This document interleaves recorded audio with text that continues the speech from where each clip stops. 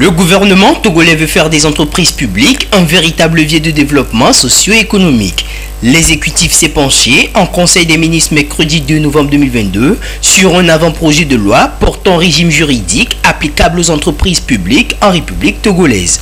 L'avant-projet de loi fixe les règles relatives à la création, à l'organisation, au fonctionnement et au contrôle des entreprises.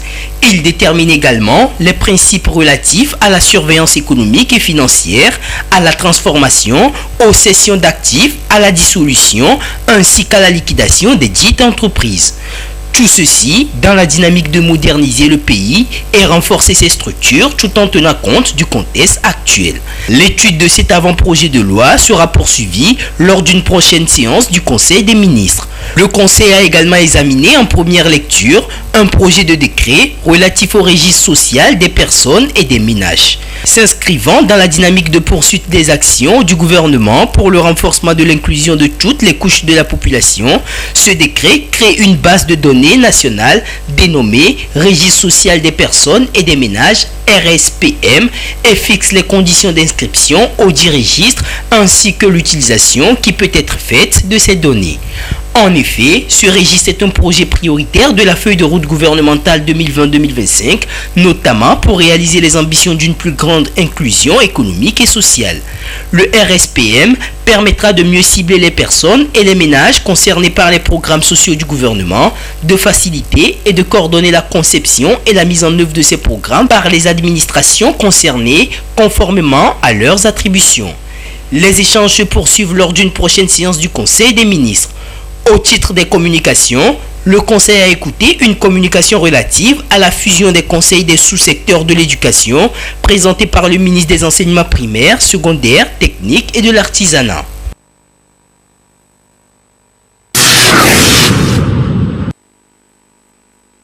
Les relations sexuelles avec des mineurs sont interdites par la loi togolaise. Elle considère cet acte comme un crime de pédophilie, que ce soit avec ou sans consentement du mineur. Le nouveau code pénal, en son article 224, définit la pédophilie en partie comme tout rapport ou attouchement sexuel de quelque nature que ce soit commis par une personne majeure sur la personne d'un enfant de moins de 15 ans. C'est ce qui a conduit Mpopi Mukpa devant la cour d'assises. Étudiant en histoire et pasteur de l'église du christianisme céleste, il est accusé depuis juillet 2018 d'avoir entretenu des relations sexuelles avec une fillette du nom de Joyce Mboba Safou, âgée de 14 ans et lui de 24 ans au moment des faits. Le ministère public, dans son réquisitoire, a rappelé les dispositions du code pénal sur les cas de pédophilie au Togo. Pour que le pédophilie soit constitué, il faut non seulement un acte impudique, mais aussi que cet acte soit commis par un majeur sur la personne d'un mineur. Peu importe le sexe, que ce soit une fille, un mineur, que ce soit un petit garçon. Le même article va le même. En punissant de 10 à 20 ans de prison criminelle et d'une peine d'amende de 5 millions à 50 millions, celui ou ceux qui commettront cette infraction. Je vous supplie de ne pas perdre de vue les conséquences désastreuses de ce crime sur la petite Joyce. Car il faut comprendre que lorsque la sexualité, monsieur le président, lorsque la sexualité fait émission dans la vie de l'enfant à un moment où il n'est pas prêt psychiquement à la vie, cela constitue pour lui un traumatisme, un choc violent. Joyce même là déclarait devant le juge d'instruction que depuis la date de fait, je suis j'ai peur des garçons. Si ce monsieur le président, je reviens une presse, déclarer l'accusé ou pas, ou copie, ou pas, les faits de pédophilie à lui reprocher. Et la répression, afin de décourager l'éventuel candidat à la pédophilie, le condamner à 15 ans de réclusion criminelle et à 5 millions d'amende. L'avocat de la défense a relevé certaines défaillances dans le dossier de son client et a plaidé pour des circonstances atténuantes au cas où il ne bénéficierait pas d'un acquittement, ce qui a joué en faveur de l'accusé au moment de la délibération. Entendu qu'il résulte de la déclaration de la Cour qu'il existe des circonstances atténuantes en faveur de l'accusé, entendu que la partie civile n'a pas comparu, qu'il convient de donner défaut contre elle et de réserver ses droits. Vu l'article 224 du nouveau code pénal, condamne l'accusé pour pas improprie à 5 ans de réclusion et à 25 millions d'amende. Donne défaut contre la partie civile et réserve ses droits. Condamne l'accusé au départ. L'inculpé est désormais fixé sur son sort. Un sentiment mitigé pour son avocat, Maître Komla Akmosonia. Je m'attendais à l'acquittement de mon client parce que la pédophilie c'est une infraction spéciale qui doit s'appuyer sur des pièces, surtout des pièces d'identité qui soient régulières et authentiques. Il n'y a pas d'acte de naissance régulé au dossier, ce qui veut dire qu'on ne peut pas apprécier l'âge de la victime. Par conséquent, la pédophilie qui concerne les victimes de moins de 15 ans, selon les dispositions de l'article 224 du code pénal, ne saurait être appréciée par rapport à cet acte-là. Par rapport à la condamnation, je ne suis pas satisfait, mais par rapport au canton, je dirais que c'est un peu mieux que les réquisitions du ministère public. La pédophilie est de plus en plus récurrente dans la société avec des conséquences graves sur les victimes.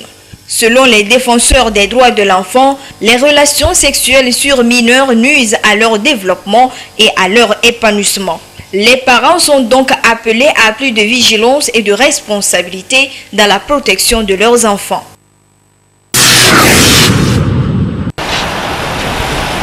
Il faut d'abord être autorisé à conduire.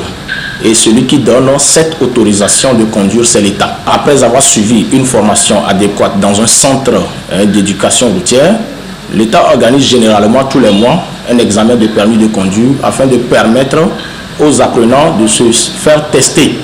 Et après ce test, lorsque tu réussis, l'État te délivre un diplôme appelé permis de conduire. Voilà qui est prévu par la loi, notamment le code de la route pour les 6 types de véhicules au Togo. De plus, l'âge légal pour conduire est fixé à 18 ans pour les engins catégorie A, B, F et à 21 ans pour les catégories D, C et E. Mais le constat sur le terrain est tout autre. Des adolescents conduisent et pire encore, sans formation et la plupart des usagers de la route, surtout les motocyclistes, sont sans permis. Un véritable danger aussi bien pour la sécurité routière que pour la vie des conducteurs. Ils apprennent de mauvaises expériences puisque tu n'as pas la formation adéquate. Tu ne sais pas comment s'insérer en circulation. Ce qui se fait sur la route, c'est ce que tu fais et tu penses que c'est formel, c'est légal. Aujourd'hui, on constate plus de 10 000 motos en circulation. Toutes ces motos en circulation qui n'ont pas de permis, qui n'ont pas suivi de formation, c'est un risque, c'est un danger pour nous autres qui avons suivi la formation parce que ils conduisent comme ils veulent. Si tu veux leur faire un petit reproche, ils t'insultent.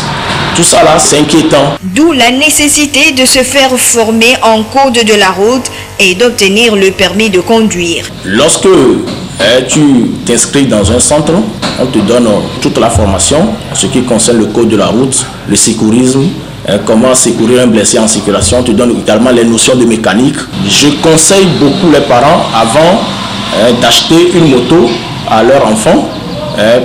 Il faut que ces enfants-là soient inscrits dans un centre de formation afin de leur permettre d'avoir toutes les capacités nécessaires pour pouvoir s'adapter en circulation. À ces adolescents-là qui sont en circulation, le premier conseil est d'anticiper lorsque on conduit. Il faut anticiper les situations. Maintenant, le deuxième conseil que j'aimerais également donner, c'est qu'il ne faut pas suivre quelqu'un de près. Il faut toujours garder cette distance. C'est-à-dire qu'il faut une distance de sécurité entre le véhicule qui te précède et toi.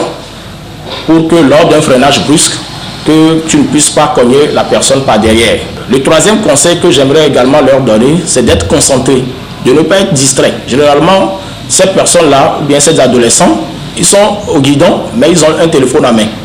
Ils fouillent dans leur portail, ils reçoivent des messages, voire même des appels. Ça réduit la vigilance. Le quatrième conseil que j'aimerais également aussi leur donner, c'est d'avoir les dispositifs de protection. Il faut avoir un casque, il faut avoir des blousons, des chaussures pour se protéger au cas où il y a un choc. C'est pour leur permettre de pouvoir être en sécurité, en circulation. Pour rappel, 347 décès et 4863 blessés pour 3818 cas d'accident ont été enregistrés durant le premier semestre de l'année 2022. Parmi les engins impliqués, les 2 roues occupent 73% et ont causé 189 morts. Ces chiffres doivent interpeller tout usager de la route ainsi que les parents qui confient motos et voitures à leurs enfants. Aussi, la prudence et la vigilance doivent être les maîtres mots en circulation afin de préserver des vies.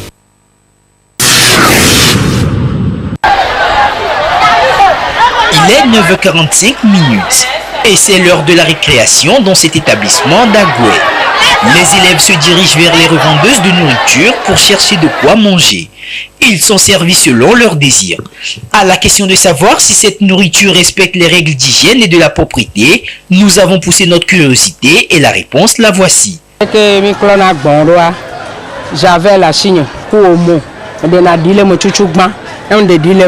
Em droba klone chevegwa atro pase otro sona enu so chona enu aji na me ajo ya po va mo chona ji em tro gbo na bana kai va pasa tro sana no ga chile mo so kane em so na lo so honaga mo so na ga chi chan so na la koko clojiana o em so na na devio mo so na lo so honaga teke devio we la mala no se sire wa gba ti va no mu adu na mi anu va vankenke wa to ma gba no ga gbelo mo wa enchi mo wona no devio ro de ke mi adanu ro de ke mi awon no la no dodo am kawana devio de ke baba adom na chi devio bo parent la ba so nya le chi chonchi wa o pona gbona mi o gbona nya re pepe na. Les responsables de cet établissement ont pris certaines mesures pour assurer le bien-être des apprenants en mettant en place un comité de contrôle et de suivi.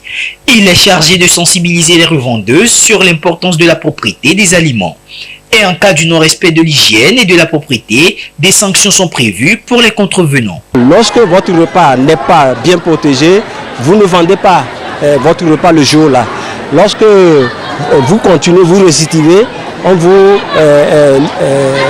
exclut totalement de l'établissement. Nous leur avons instruit d'abord sur leur carnet de santé. Donc toutes les femmes ici présentes ont leur carnet de santé. Donc tout le monde doit continuer par porter ses bavettes pendant la récréation.